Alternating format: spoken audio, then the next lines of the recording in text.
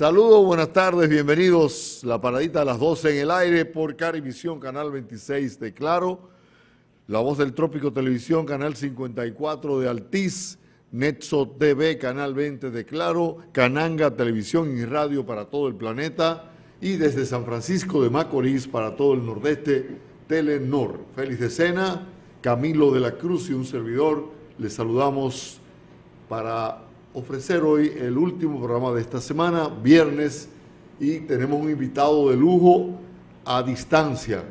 Nos visita por la plataforma Zoom. ¿Cómo presentarlo? Porque él fue un gran deportista, un gran pelotero profesional, jugó con las Águilas varios torneos, pero también luego en México duró una dilatada carrera deportiva y pasó posteriormente al cine. Nos referimos a Julio César Inver. Lo saludamos desde aquí. Bienvenido, señor. ¿Cómo está usted? Un placer. Un placer para mí. Muchas gracias estar en su programa y estoy a sus órdenes. Adelante. Bueno, vamos a conversar con usted, el señor Camilo de la Cruz. Feliz decena.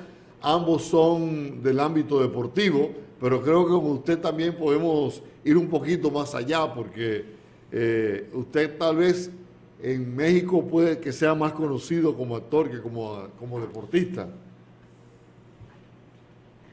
Bueno, las dos cosas. Usted sabe que yo jugué 15 años en la Liga Mexicana y tengo ya muchos años que me dedico dentro del béisbol a otras actividades como es buscador de talento, instructor de béisbol, fui coach en la Liga Invernal del Pacífico y por azares del destino pues me jalaron para el medio artístico, en el cual estoy contento y orgulloso de las cosas que pude hacer en las pantallas.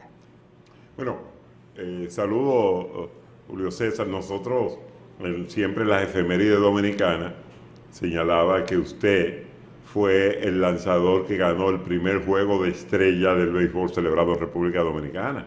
En el año 1959 jugaron nativos contra importados y usted, en representación de los nativos, 1959, siendo usted un mozalbete de 21 años de edad, en ese momento fue el lanzador ganador por el equipo dominicano representando a las Águilas en ese juego de estrellas. Sí, en estos días vi esa publicación y yo no lo sabía que yo había hecho esa hazaña. Recuerdo aquellos juegos de estrellas en Dominicana y es de verdad, lancé creo por el espacio de 3 entradas en ese juego, pero nunca recordaba de que yo había sido el primer pitcher dominicano que había hecho esa hazaña.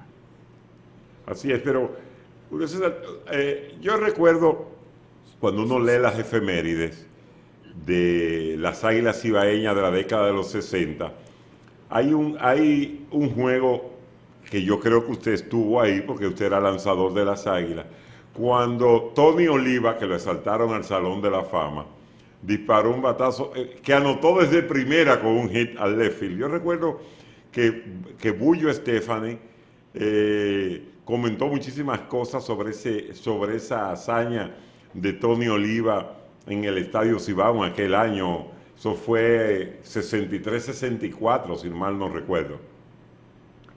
Ya yo estaba aquí en México y no regresaba a Dominicana, me quedaba aquí en México en la Liga de Invierno y no me tocó jugar con Tony Oliva, lo conozco muy bien, pero ya en los años 70 y tantos ya yo no estaba con las Águilas. Por esa es una de las razones que yo no tengo a lo mejor un mayor récord en el béisbol dominicano invernal, porque yo no jugué tantos años como otros jugadores, como el caso de Chilote Llenas, Víctor Ramírez, Manny Mota, los hermanos Salud, todos esos grandes jugadores de mi época, y no recuerdo eso. Al señor Bullo Stephanie sí, me entrevistó muchas veces en Santiago, y era uno de los cronistas que estaba a la moda en esos días. Bueno, usted lanzó en el béisbol mexicano 1.500 innings. Estamos hablando de una cantidad grande y donde dice las estadísticas suyas que usted completó, tuvo 19 blanqueadas, de acuerdo a un libro publicado por el fallecido historiador dominicano don Cookie Córdoba, que hablaba de esa proeza suya. Qué bien, don Cookie Córdoba, también un gran amigo, sacaba algunas reseñas mías, cosas que uno a veces no es como ahora en el béisbol, que al día ven todos los récords y todas las informaciones de cada jugador de cada equipo. Pero bueno, fue una época maravillosa. Yo era un muchacho muy joven en aquella época. Pasé por el béisbol de Estados Unidos en ligas menores. Fui firmado por los Piratas de Pittsburgh y después fui opcionado a la Liga Mexicana. Y aquí pues hice mi vida deportiva, mi vida artística y mi vida familiar. Una pregunta, ¿cómo fue, Julio César, esa transición de ser un jugador del béisbol a los escenarios? O sea, a veces uno se pregunta, ¿qué tan fácil, qué tan difícil, cómo atreverse a trabajar desde películas con Andrés García, a telenovela, a radionovela, fotonovela, o sea, todo lo que tenía que ver con la actuación? ¿Cómo fue ese cambio y cómo se produjeron los primeros pasos? Fíjese que yo me eduqué en el Colegio Salesiano de María Auxiliadora. Ahí participaba en muchas actividades que ese colegio daba, pequeñas obras religiosas teatrales y todo el aspecto beisbolístico y también arte gráfica salesiana, que ahí también me gradué en ese tiempo. Y siempre en mi mente estaba algún día pisar un escenario. Cuando llegué a México, un país que la cinematografía es muy grande, la parte teatral también es muy grande, es uno de los países de América que tiene un gran desarrollo a nivel cinematográfico, pues siempre traía en mi mente si algún día yo podía estar cerca de ahí.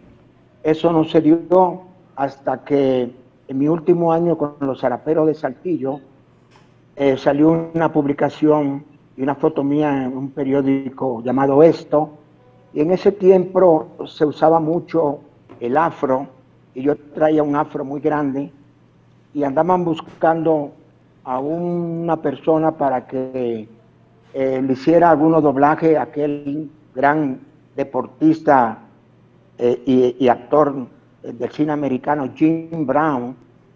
Y entonces, sí, ese deportista jugaba fútbol americano, era muy famoso y entró al medio cinematográfico en Estados Unidos y me hablaron, yo me presenté, me dieron el trabajo, era un trabajo nada más de un second team, como le dicen, pararse cuando están colocando las cámaras y varias cosas y después poner al actor para que haga sus escenas. Ahí me vio un productor mexicano y tenía en mente hacer una película. Me dijo que yo le daba su tipo para la película, se llamó La amargura de mi raza, que hice junto con Andrés García, y de ahí comenzó ese camino, el que yo había soñado un poquito cuando estaba en el colegio, y más adelante, pues ya yo quería hacer teatro, yo quería hacer una cosa de alto nivel.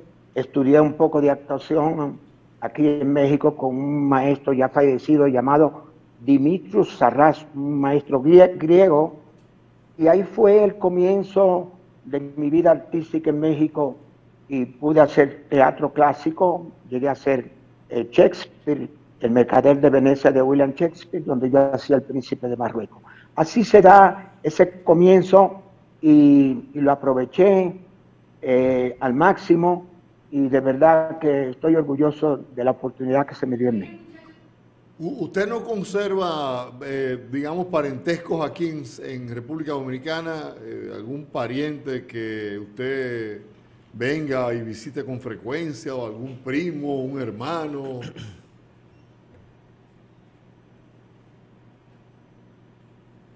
¿Sí?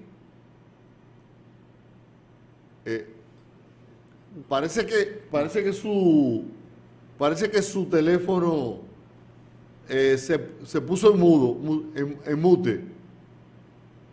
Parece que se silenció. Vamos a ver. Hay un problema. Ahora sí. Ahora sí. Ahora sí. ¿Escuchó la Sí, pregunta? ¿Escuchó la pregunta? ¿Cómo no? Sí. Así es, yo la escuché muy bien. Sí, mi madre tiene unos 5 o 6 meses que falleció a la edad de 108 años de edad.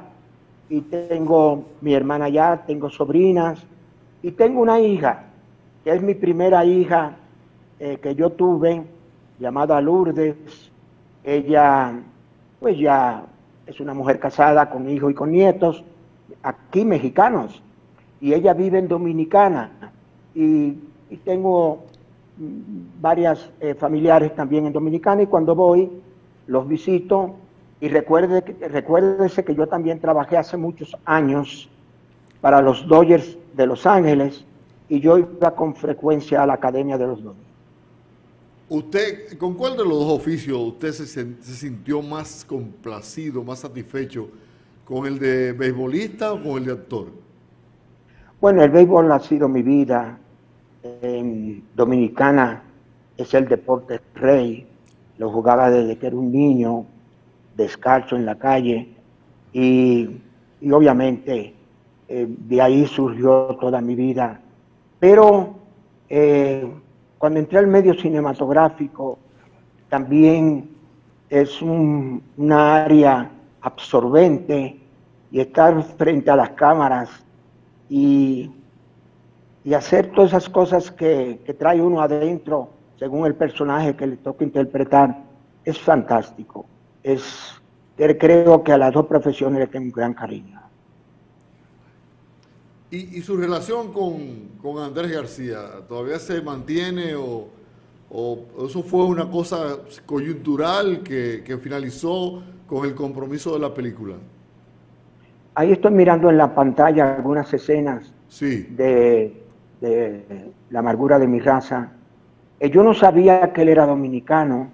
Posiblemente él sí lo sabía que yo lo era, por la publicidad del béisbol, y etcétera, etcétera. Ese día lo comentaron ahí. Él vino muy pequeño a la República Mexicana con sus padres. Creo que Andrés García era del barrio de Ciudad Nueva, y bueno, hicimos grandes amigos. Un gran actor, un tipo agradable. Es una lástima que esté pasando en estos momentos de enfermedad desagradable. Yo aprovecho a través de este programa mandarle un cariñoso abrazo, y esperando que se recupere. ¿Qué relación de amistad usted conserva de sus compañeros de esa época del béisbol dominicano? ¿Ha seguido cultivando alguna relación de amistad con algún pelotero dominicano? Sí, con Chilote Llenas. Chilote Llenas jugaba muchos años en la Liga Mexicana con los Charros de Jalisco. También conviví con él muchos años cuando las Águilas Ibaeñas. Es uno de los grandes personajes que tiene Dominicana, porque en todos los aspectos que él ha tocado del béisbol ha sido un triunfador, como jugador, como manager, como codueño. Es un tipo agradable, un tipo educado, y también aprovecho para mandarle un saludo a su familia. Bueno, y para dar inicio a mi participación acá en la paradita de las 12, por primera vez Camilo de la Cruz con todos ustedes, don Julio César Imbert realmente dejó una impronta en el béisbol dominicano, firmado por Horacio Martínez. En inicios vistió la camiseta roja de los Leones del Escogido, por allá por el 58-59. Luego pasa a Águilas Ibaeñas en un cambio donde hizo grandes y buenos números. Don Julio César Inbert, entre el recorrido en la pelota dominicana, ya que entramos en el tema del béisbol, quiero que nos cuente un poquitito de esa experiencia de la pelota dominicana de aquella época y también de la pelota que se jugaba en México, ya que hizo un buen nombre en República Dominicana como lanzador del brazo equivocado, como decía el maestro Don Cookie Córdoba. Esa experiencia al llegar a México a lanzar, porque lanzó allá mucho más temporadas que aquí en la pelota dominicana, donde dejó también un récord muy, muy bueno como lanzador, y realmente hay que destacar que sus números fueron, vamos a decir que mucho más que buenos, porque jugó en 16 juegos, logrando un récord de 8-2 con Águilas Ibaeñas. Y Julio César Inbert, ¿qué nos cuenta de esa época dorada? Porque realmente fue una época donde habían grandes jugadores que luego llegaron a otros circuitos del béisbol en América Latina y de grandes ligas. Y alguna hazaña histórica que usted recuerde para los televidentes de La Paradita, que realmente en el día de hoy refrescan la memoria a los más adultos y también aprenden los más jóvenes. ¿Cuál anécdota o hazaña histórica usted recuerda de esa época de lanzador con Águilas Ibaeñas? Bueno, usted mencionó a don Horacio Martínez. Él fue uno de los primeros grandes scouts, llamándole así, que tuvo República Dominicana. Él firmó a los hermanos Salud, Manny Mota, a un servidor, Danilo Rivas, que algunos de ellos jugaron después en México. Y yo fui cambiado al equipo de las Águilas Ibaeñas. Alguien dice que fui cambiado también junto con una docena de bates y en esa época, y pues si fue así, qué bueno, porque las Águilas Ibaeñas fue un gran equipo, un equipo ganador, con una gran afición. Y recuerdo que jugaban 3 o 4 dominicanos en el terreno, nada más de esa época. Y la mayoría eran refuerzos que venían de Estados Unidos, de AAA y grandes ligas. Y el que yo haya sido novato del año en esos años 60, pues ahora, con calma, que veo ese récord, cuando habían tantos jugadores de grandes ligas y los mejores dominicanos en el terreno, entonces yo me considero con toda modestia que fue una hazaña la que pude hacer en esa época. Después vine al béisbol de México, de verano, era un béisbol un poquito más bajo que había en el invierno en Dominicana, y con los años México fue creciendo, llegaron muchos jugadores, principalmente del béisbol cubano de la época de los 60, y el béisbol, y de aquí salieron grandes jugadores, Luis Tian, Mike Cuellar, Minervino Rojas, y otros jugadores muy grandes que salieron, y mexicanos, Peluche Peña, Vicente Romo, esa camada de jugadores que fueron al béisbol de grandes ligas ya teniendo cierta edad.